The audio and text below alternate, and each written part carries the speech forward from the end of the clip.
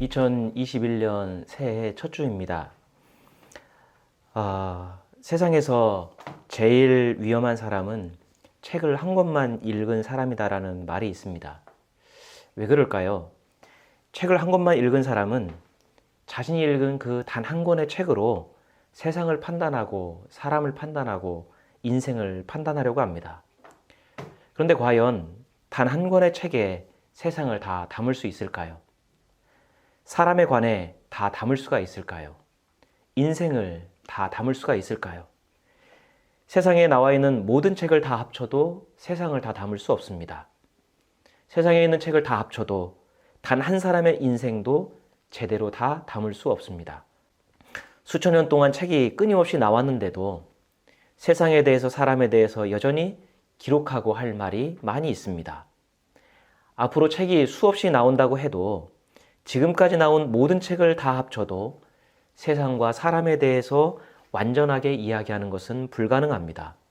그러니 한 권의 책을 읽고 그 얄팍한 지식에 대한 확신으로 세상을 이해하고 누군가를 판단하는 것이 얼마나 위험한 일인지 미루어 짐작할 수 있습니다.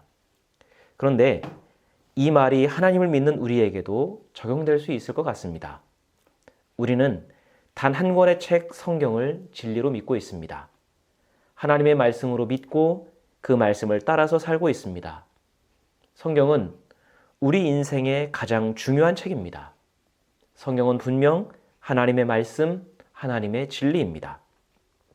따라서 신자는 성경을 통해 세상을 보아야 하고 성경을 통해 사람을 보아야 하고 성경을 통해 시대를 보아야 합니다. 하지만 성경만 읽고 성경만 아는 사람은 위험할 수 있습니다. 성경만 읽고 성경만 아는 사람은 잘못된 믿음을 가질 수가 있습니다. 독선적이고 편협한 믿음에 빠질 수가 있습니다. 오해하지 말고 들으시기 바랍니다. 성경이 잘못되어서가 아닙니다. 성경이 부족해서가 아닙니다. 성경을 읽고 해석하는 존재가 사람이기 때문입니다. 설교하는 목사도 사람입니다. 그래서 설교에도 오류가 있습니다. 부족합니다. 설교를 통해서 하나님의 진리를 다 말할 수 없습니다. 어떤 때는 잘못된 해석과 왜곡된 사실을 말할 때도 있습니다. 설교가 자신의 변호를 위해서, 자신의 이익을 위해서 오용되고 남용되는 경우들도 있습니다. 또한 성경을 연구하고 묵상하고 읽고 배우는 존재 또한 사람이라는 사실입니다. 성경을 연구하는 신학자들도 자신의 신앙 배경과 경험, 자신의 사상과 가치관에서 자유로울 수가 없습니다. 그래서 한 성경을 놓고 입장이 너무나 다 다릅니다. 성경을 읽고 묵상하는 신자들 또한 마찬가지입니다. 성경을 하나님 말씀으로 대해도 우리가 살아오면서 배운 잘못된 지식, 잘못된 경험, 편협한 생각, 어그러진 마음이 성경을 읽고 해석하는 우리의 관점을 어그러지게 합니다. 즉, 성경을 연구하는 신학자도 사람이고, 성경을 설교하는 목회자도 사람이고, 성경을 배우고 읽는 신자도 사람이기 때문에 우리는 완전한 진리를 갖고 있다는 교만한 생각을 절대로 해서는 안 됩니다. 설교나 성경 해석은 하나님이 완벽한 말씀을 직접 우리에게 떠주신 것이 아니기 때문입니다. 그 하나님의 말씀 진리를 인간을 거쳤기 때문에 우리는 완벽하다라고 하는 생각을 가지면 안 됩니다. 따라서 불완전하고 어그러진 인간을 거친 설교, 성경 해석만 믿고 따르는 것은 위험할 수 있습니다. 그런 면에서 저는 그리스도인은 구도자라고 생각합니다. 끊임없이 도를 연구하고 끊임없이 진리를 쫓고 추구하는 사람, 평생을 그렇게 살아가는 사람이 그리스도인입니다. 그리스도인은 지금 자신이 가지고 있는 성경에 대한 지식, 하나님의 뜻이 부족하다는 것을 늘 인식해야 합니다. 불완전하고 왜곡된 믿음과 지식도 있다는 것, 내가 바로 그런 사람이라는 것을 인정해야 합니다. 그래서 매일 말씀을 묵상하고 연구하여 더 온전한 하나님의 뜻과 믿음을 향해 매일매일 나아가는 것, 그게 그리스도인의 신앙이고 삶이어야 합니다. 하나님의 말씀과 뜻을 구하는 구도자가 되어야 합니다. 이러한 구도자의 마음을 잃지 않아야 그나마 신앙의 오만함을 가지지 않고 신앙의 오만함이 생기지 않을 수 있습니다. 물론 목회자나 설교자 또한 자신의 신앙적, 경험적 부족함을 알고 항상 깨어지고 변화되기를 위해서 노력해야 합니다. 하나님을 진실하게 믿되 배우고 알고 있는 성경과 신앙의 지식의 진실함을 삶에서 검증받아야 하는 것이지요.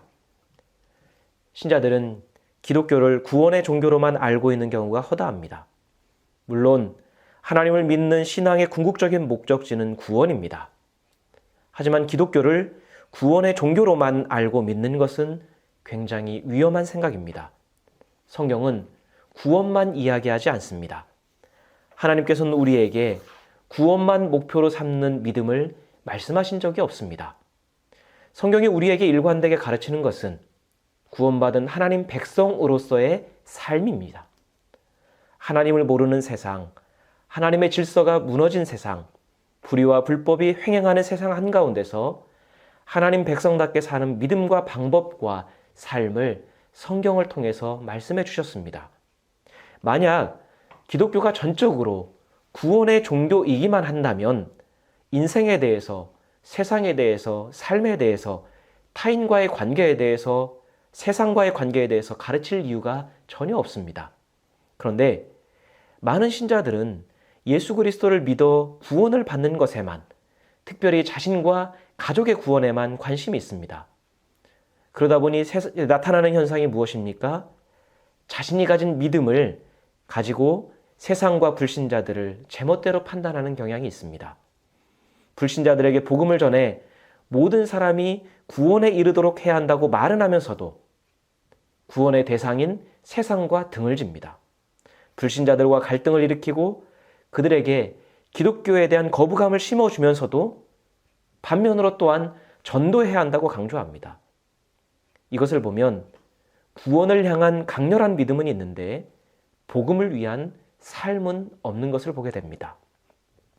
불신자들 입장에서 교회와 그리스도인은 너무 독선적이고 이기적입니다. 코로나 시대를 지나면서 그러한 확신이 더욱더 굳어졌습니다. 대다수의 교회와 또 많은 신자들이 코로나 확산에 따른 거리두기에 적극적으로 동참했습니다. 이웃에게 피해를 주지 않기 위해서, 믿는 자로서 덕을 끼치기 위해서 솔선수범하고 희생했습니다. 하지만 일부의 교회와 신자들, 기독교 단체가 보인 모습은 기독교 신앙에 대해서 거부감을 갖게 했습니다. 교회발 코로나 확산이 지속됨에도 불구하고 지속적으로 대면 예배를 고집하고 기도회와 성경 공부 등 소모임을 지속한 결과 교회에서 끊임없이 지속적으로 확진자가 발생하고 있습니다.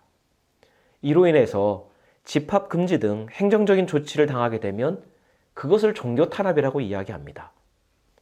저도 목사지만 속으로 참 양심이 없다는 생각에 부끄러울 때가 너무 많이 있습니다. 과연 우리는 무엇을 위해 예배드리는지, 누구를 위해 예배드리는지 궁금합니다. 과연 교회가 존재하는 목적이 무엇일까요? 예배를 드리기 위해서 교회가 존재할까요? 아니면 복음을 전하기 위해서 교회가 존재할까요? 복음을 전하기 위해서 교회가 존재하는 것 아닌가요? 그렇다면 우리 자신의 신앙적 욕구를 만족하기 위해서 드리는 예배가 복음의 가치를 훼손하고 복음을 전하는 데 있어서 저해가 된다면 그 예배를 잠시 멈추고 절제할 수 있는 것이 참 신앙인의 자세가 아닐까요? 이 모든 것들을 바라보며 내린 결론은 교회가 하나님을 믿는 신자들에게 시대를 공감하는 마음을 잃어버렸다는 사실을 보게 됩니다. 성경에 나타난 하나님은 세상의 고통과 사람들의 신음을 절대로 외면하지 않으셨습니다. 하나님은 세상의 고통과 아픔에 공감하셨습니다. 그래서 시대마다, 나라마다 하나님의 사람들과 선지자들을 보내서 하나님 마음을 알려주셨습니다. 보냄을 받은 하나님의 사람들과 선지자들 또한 시대의 아픔을 끌어안고 살아가는 행적이었습니다. 그리고 오신 분이 예수님이죠. 예수님만큼 사람들과 함께 어울리며 공감하며 함께 어울리고 울어주고 분노하신 분이 어디에 있을까요? 신과 인간, 너와 나, 내 형편과 내 형편, 내 입장과 내 입장으로 나누지 않으시고 직접 고통받는 사람들의 삶에 뛰어들어 고통의 무게를 느끼시고 견디신 것이 예수님의 성육신의 삶이 아닌가요? 하나님이 인간이 되고 하나님이 죄인이 되고 하나님이 울고 그래서 예수님이 어떤 분인지 알고 예수님을 바로 믿으면 마음이 녹아지고 위로가 되고 더욱더 예수님을 따르고 믿고 싶은가 봅니다. 그런 예수님의 가르침을 누구보다 잘 알았기에 바울이 로마의 신자들을 향해서 이렇게 외쳤나 봅니다. 로마서 12장 15절 16절 말씀입니다. 기뻐하는 사람들과 함께 기뻐하고 우는 사람들과 함께 우십시오. 서로 한 마음이 되고 교만한 마음을 품지 말고 비천한 사람들과 함께 사귀고 스스로 지혜가 있는 채 하지 마십시오. 바울은 말합니다. 행복해서 기뻐하는 사람들이 있으면 그들과 함께 기뻐하라고. 슬퍼서 우는 사람들이 있다면 그들과 함께 눈물을 흘리라고. 지금 교회가 처한 상황에서 저에게 이 말씀은 공감하는 믿음으로 살아라 이렇게 해석이 됩니다. 성경을 읽을수록 세상의 고통과 신음소리에 귀를 기울이고 소외되고 차별받는 사람들을 돌아보고 하나님을 향해 아우성치는 사람들의 마음을 어루만져 주는 것이 교회의 역할이고 우리의 믿음의 자세라는 것을 절실히 깨닫게 됩니다. 많은 믿는 사람들끼리 모여서 누가 더 믿음이 좋은지, 누가 더 순종을 잘하는지, 누가 더 천국에 들어갈 자격이 있는지 경쟁하고 확인받는 것이 교회가 아닙니다. 더 많은 은혜를 받고 더 많은 은혜를 쌓기 위해서 경쟁하듯이 예배를 드리는 곳이 교회가 아닙니다. 우리가 왜 예배를 드려야 할까요? 교회에 예배를 드리기 위해 모인 우리들은 세상에서 여전히 살아가는 존재들 아닙니까? 삶에서 세상의 다양한 소리와 감정과 경험을 같이 겪으며 살아가고 있는 것, 그게 우리의 삶의 현실입니다. 그래서 믿는 우리들이 이웃들과 가까이 지낼수록 사람들과 친밀한 관계를 가질수록 그들의 속 깊은 사정을 더 자세히 듣고 알게 될 수 있습니다. 그들이 겪는 고통과 아픔, 두려움과 걱정을 공유할 수 있습니다. 그들에게 일어난 즐거움, 기쁨, 행복도 우리는 함께 듣고 있습니다. 함께 어울리고 울고 웃다가 우리는 예배를 드리러 오는 것이지요. 그런데 예배 드리러 올 때 우리 삶은 어떻습니까? 이웃들의 기쁨도 눈물도 다 삶에 그냥 두고 올 때가 많습니다. 예배는 단지 내가 구원을 확인받는 자리, 내가 은혜 받는 자리로 여기는 것 같습니다. 세상과 삶은 예배당 밖에 두고 천국에 가고 싶은 우리 갈증과 마음만 예배당에 입장할 때가 많이 있습니다. 그런데 바울은 신자들은 믿음은 그래서는 안 된다고 말하는 것이죠. 세상의 모습 그대로, 삶의 모습 그대로, 느낌과 감정 그대로 모두를 안고 드리는 예배여야 한다고 말하는 겁니다. 그래야 세상과 소통할 수 있는 것이고 그래야 세상 이웃과 공감할 수 있다는 것이지요. 그래야 우리가 삶 속에서 하나님 백성답게 어떻게 살지를 알 수 있게 되는 거고 이웃과 공감하는 믿음을 가질 수 있게 되는 것입니다. 왜 바울이 함께 기뻐하고 함께 울라고 말하면서 뒷부분에 서로 한 마음이 되어야 된다고 말할까요? 왜 교만한 마음을 품지 않는 것과 공감하는 것이 무슨 상관이 있을까요? 비천한 사람들과 함께 사귀는 것은 그래도 공감하는 삶이라고 이해할 수 있겠는데 이웃들과 공감하는 것이 그 신자의 믿음이 스스로 지혜 있는 채 하는 것과 어떤 연관이 있을까요? 어쩌다 어른이라는 교양 프로그램이 있습니다. 거기에 공감을 주제로 상담 전문가가 강연을 했는데 강연에 이런 내용이 나옵니다. 한 여인이 그에게 상담을 왔습니다.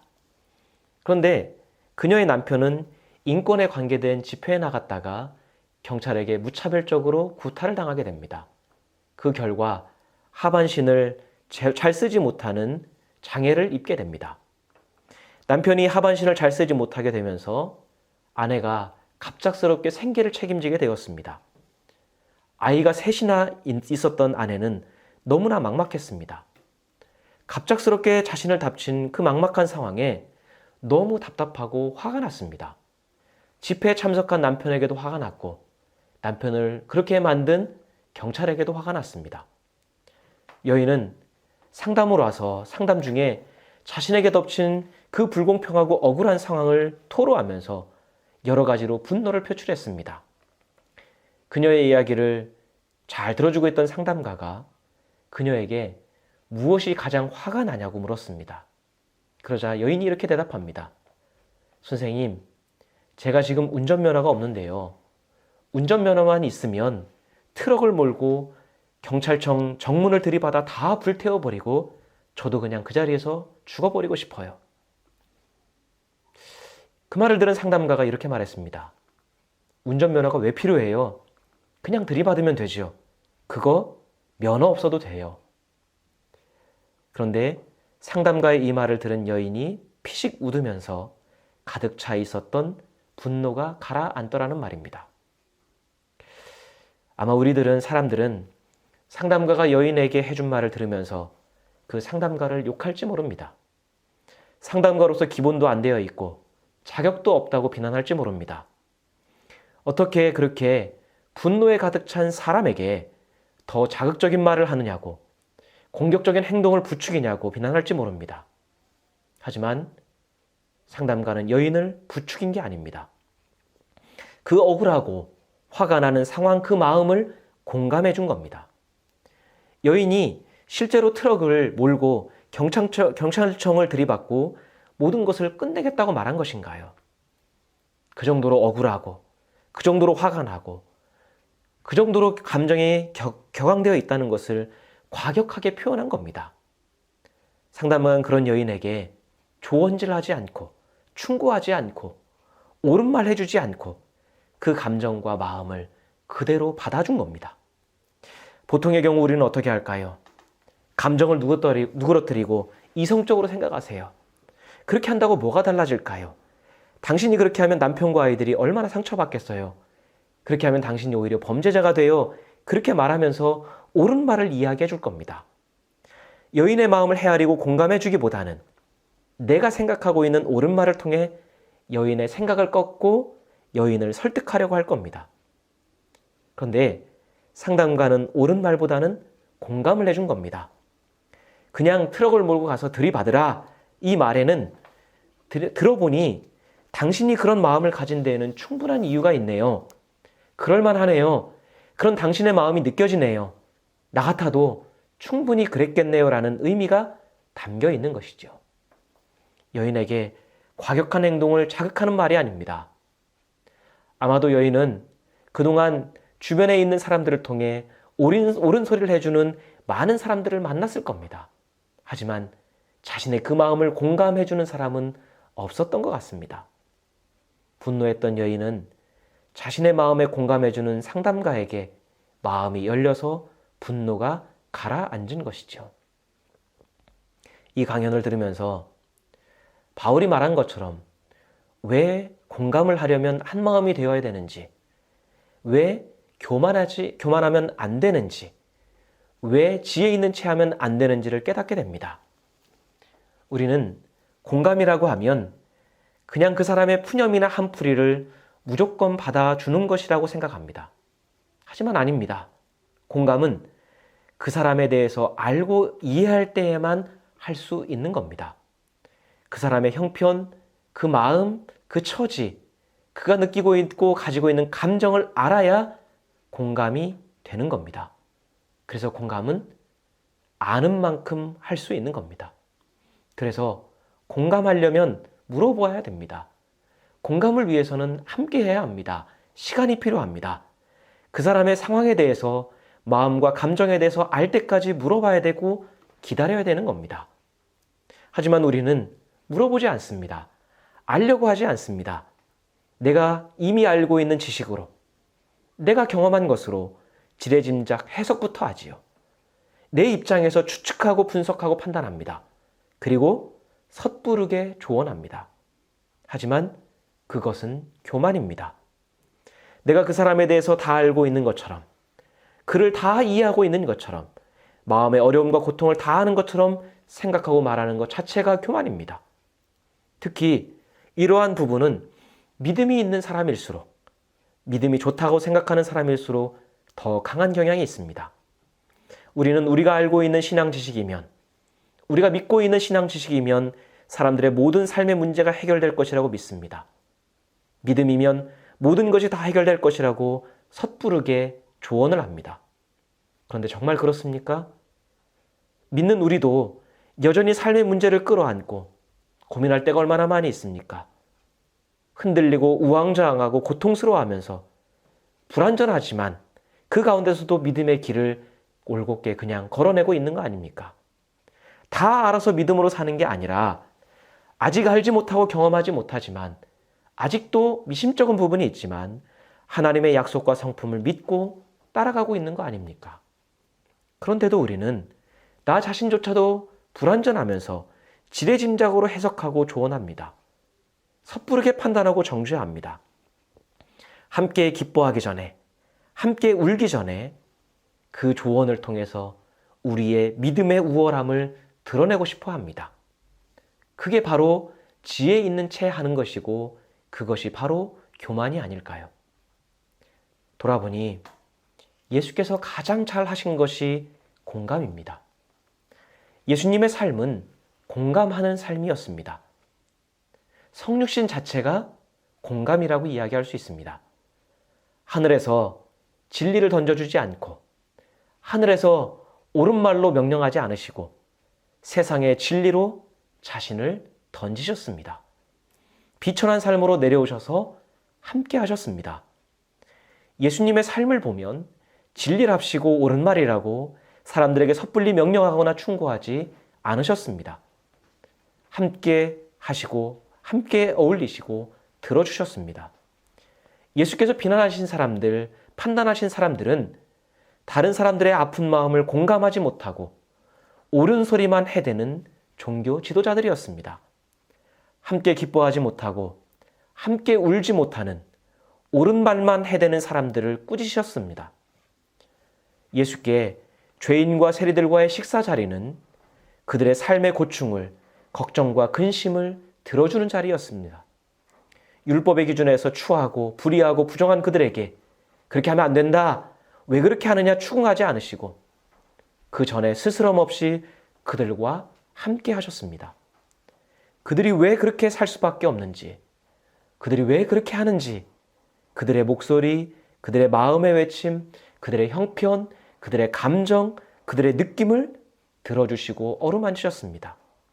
그러면서 그들의 아픔을 공감하시면서 눈물을 흘리셨고 마음 아파하셨고 때로는 그들이 당하고 있는 그 불공평함에 함께 분노하며 동참하셨습니다. 비를 맞고 있는 사람에게 가장 큰 위로는 같이 비를 맞아주는 것이라고 합니다. 근데 사실 우리가 볼 때 이것은 실용적이지 않습니다.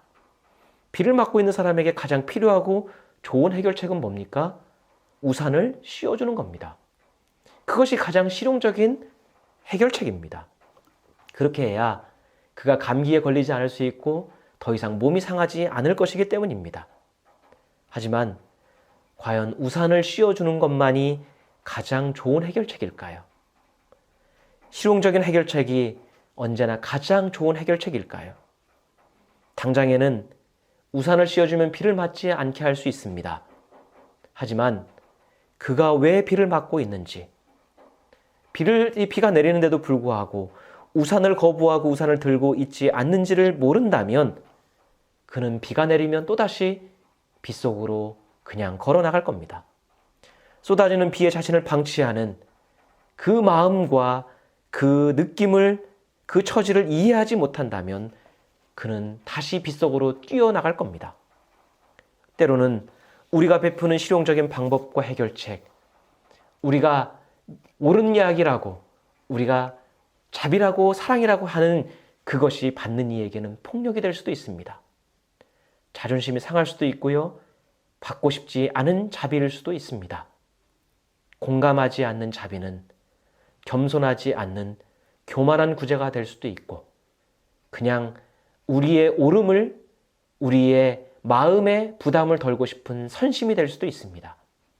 그래서 때로는 옆에서 비를 같이 맞아주는 것, 나도 같이 우산을 버리고 비를 같이 맞아주는 것이 그 사람에게 가장 큰 위로가 될 수 있다는 것이죠.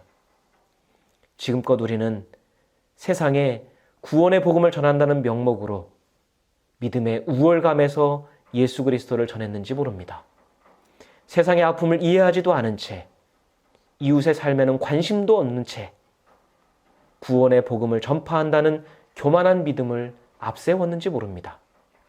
나는 구원받는 자, 너는 나로 인해서 구원받을 자라는 마음으로 지혜로운 채 했을지 모릅니다. 공감이 없이 전한 그 복음, 공감 없이 옳은 말과 진리라고 쏟아놓은 우리의 어설픈 신앙의 말들이 지금껏 교회와 세상, 신자와 불신자 사이에 담을 그렇게 높다랗게 쌓아왔는지 모릅니다. 그래서 우리 주님의 길교회 새 우리의 목표, 우리의 표어는 공감입니다.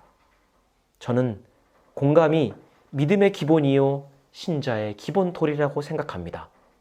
공감은 세상과 이웃들을 향해 우리의 마음이 겸손해지는 겁니다. 죄인을 구원하시려 죄인의 옷을 입으신 예수의 성육신을 경험하고 실천하는 것이 공감입니다. 공감은 하나님의 질서가 무너진 세상을 바라보시며 하나님 아버지의 마음을 느끼는 것이고, 탐욕과 불의의 법에 신음하는 사람들의 마음을 하나님 아버지의 마음으로 품는 것입니다. 공감은 나 혼자 구원받기 위해 열심을 내는 신앙이 아니라 복음을 알게 하시고 전하라 하신 주님의 명령을 따르는 출발점입니다. 공감은 세상에 사랑의 실천 대신 믿음의 폭력을 가했던 지금까지의 우리의 믿음을 회개하고 회심하는 겁니다. 공감은 섬김과 자비 대신에 신앙의 채찍을 휘둘렀던 우리의 왜곡된 믿음에서 돌이키는 것입니다. 공감은 타인을 하나님 사랑으로 품기 전에 나 자신이 하나님의 성품과 뜻을 진실되게 배우는 것입니다. 공감은 우리 자신을 먼저 살리고 공동체를 건강하게 세우고 이웃과 진실한 관계를 맺게 합니다. 공감은 우리를 진실한 복음의 삶으로 인도합니다. 공감은 복음의 진리를 진리로 받아들이게 하는 길이 될 겁니다. 올 한 해 하나님 안에서 공감을 배우고 또 이웃들과 공감하고 섣불리 옳은 말, 진리라고 쏟아내기 전에 저들과 함께하고 저들의 마음을 헤아려주고 저들과 함께 길을 걸음을 통해서 저들과 함께 하나님 나라에 이르는 그 길이 무엇인지를 깨달을 수 있는 귀한 한 해가 될 수 있기를 우리 함께 간절히 소원합니다. 기도하겠습니다.